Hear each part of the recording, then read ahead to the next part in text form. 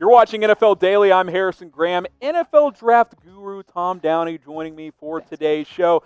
2021 quarterback draft prospects. Tom has power ranked his top 10 guys or so, plus a couple of honorable mentions. So let's get into it. Trevor Lawrence at number 1 here, no surprise. Yeah, we will spend a little bit less time individually on these top 3 because there is a very clear-cut top 3.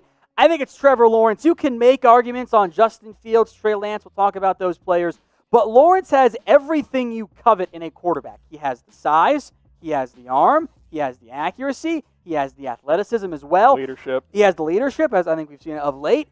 He's not perfect. There are moments where he presses, where he knows he can make every single throw. Yeah. And that tends to get him into trouble because he goes first read. All right, I'm throwing it there. Don't care. And it works most of the time, but there are times it gets him into trouble. I think he's Andrew Luck. If he gets the Patrick Mahomes out of his game, he's going to be a 15-year pro.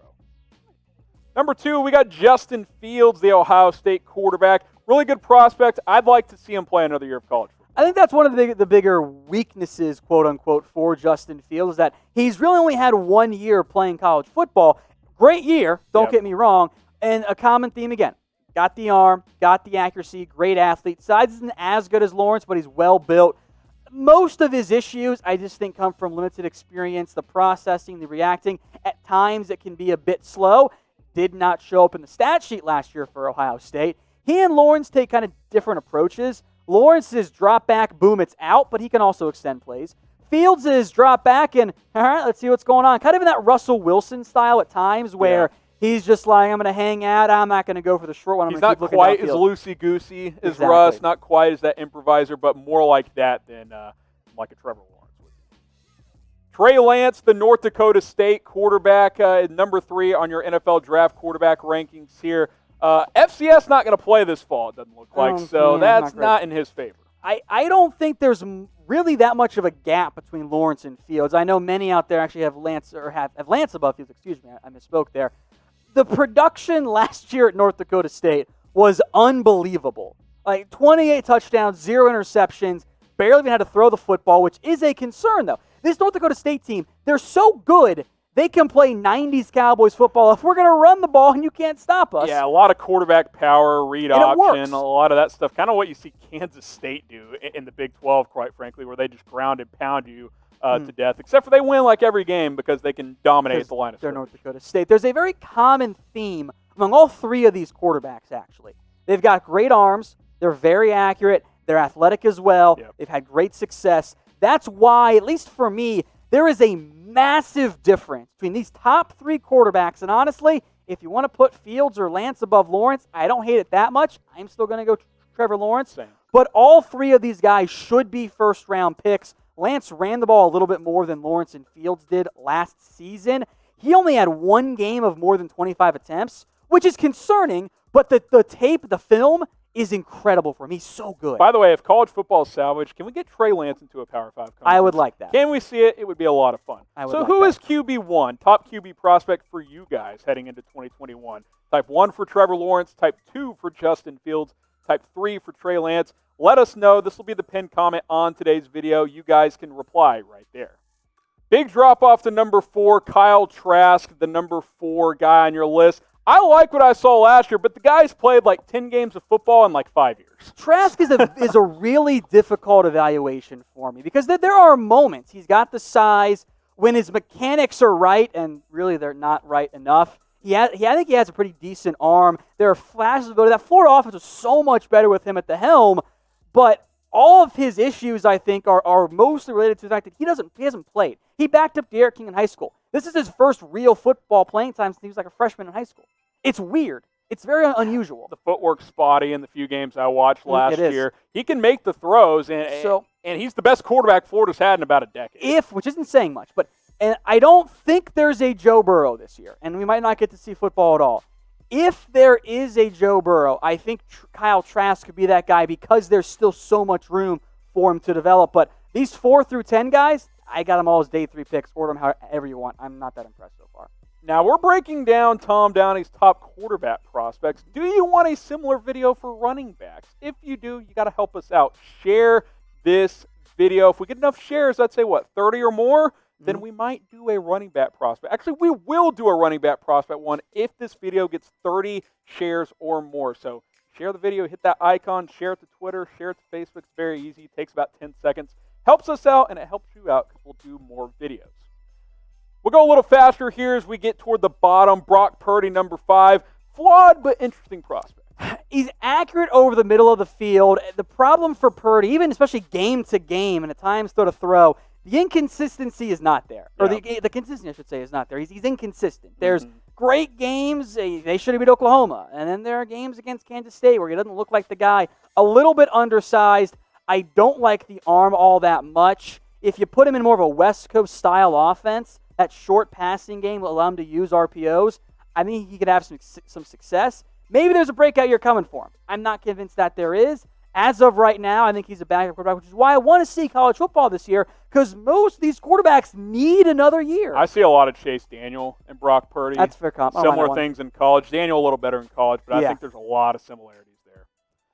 Now, if you want a college football season like Tom and I do, we're praying for it. You got to do your part. Wear a face covering, and we got some available for you. Chatsports.com/stay safe. In the past week or so, they've released a bunch of new styles as well, including these 3-pack USA ones for all of your favorite teams. Still got the player 2-packs, still got the 4-packs. It's all at the same link.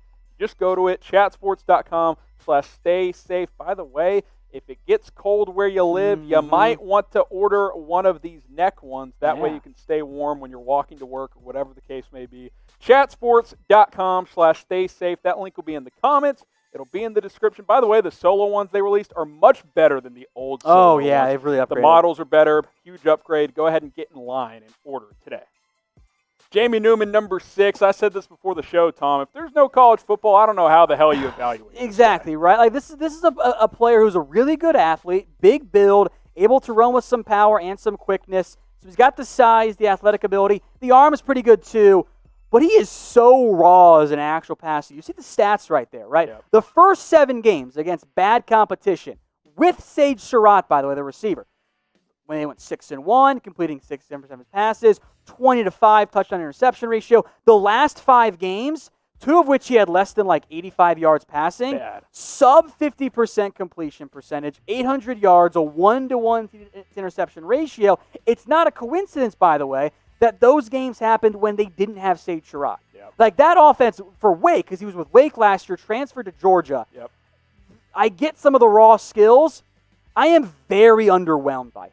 And I was not impressed. And the whole thing with this guy, he may not even start. It's possible. I think he probably would if we had a game tomorrow, but JT Daniels, who transferred from USC and got eligibility and was a former 5-star recruit. Who I've also been very underwhelmed by. Yeah, who has been fairly underwhelming, but has talent, also transfer. So who will start at Georgia this fall if there's a season? Type J in for Jamie Newman, JT for JT Daniels. Go ahead and let us know. I think it's going to be Jamie Newman. But it's not a good. I really want to see him in that Todd Monken offense, because the Wake Forest offense was all RPOs and read option and mesh points, and it's not an NFL offense. I want to see him in that style. Speaking of RPOs, he's really good at it. Tanner Morgan, a player I like a lot, benefited from the system, and 2 NFL wide receivers. Look, Minnesota ran what I'm going to call a video game offense of, hey, we're going to run inside zone, or we're going to run read options, RPOs, and our receivers are going to win. And it worked. It was a good offense for him. It was. Morgan's arm for me is not there. It's Chad Pitt. It's a bad arm. Accuracy. So he's good over the middle of the field when his mechanics are set. He's in good shape. There are some moments of head scratching decision making as well. I like Tanner Morgan. I think he'll be able to hold up another short, quick passing attack. I think the arm, though, unless it's better this year, I think the arm is going to be prohibitive to his long-term NFL career as it comes to a starter. This is yet another day 3 guy for me right now. Extremely poor man's Phillip Rivers, maybe, but not even. Maybe really poor man's Kirk Cousins. Okay.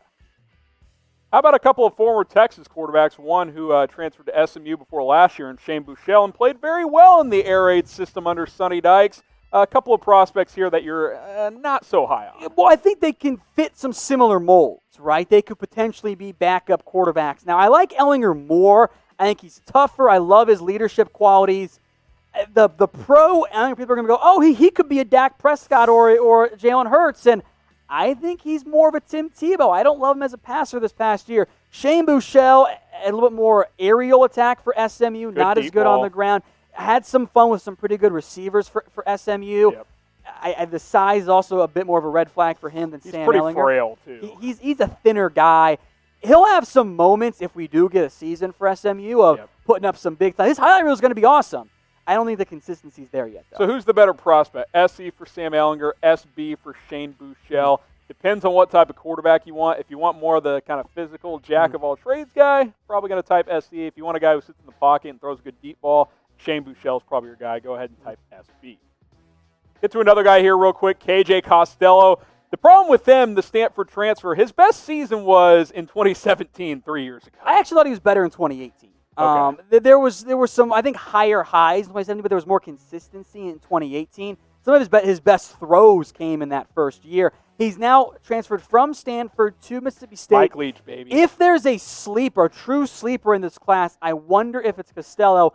I also kind of don't love his fit in that offense. It's very different styles, so hope we get a season because I want to see what he looks like on that offense. So we've gone through Tom's top 10 here. We'll get to a couple of honorable mentions in a sec. Mm-hmm. Who is he hating on? Because Hater Tom, as we like to call him when it comes to our draft coverage, let us know. Who is Tom hating on when it comes to quarterbacks for the 2021 NFL Draft? I got one in mind that I'm hating on, but we'll get to some, I think, popular answers here, too. Maybe, and I think he's hating on De'Aaron King, who, look, weird prospect, extremely undersized, but I think he's fun and entertaining.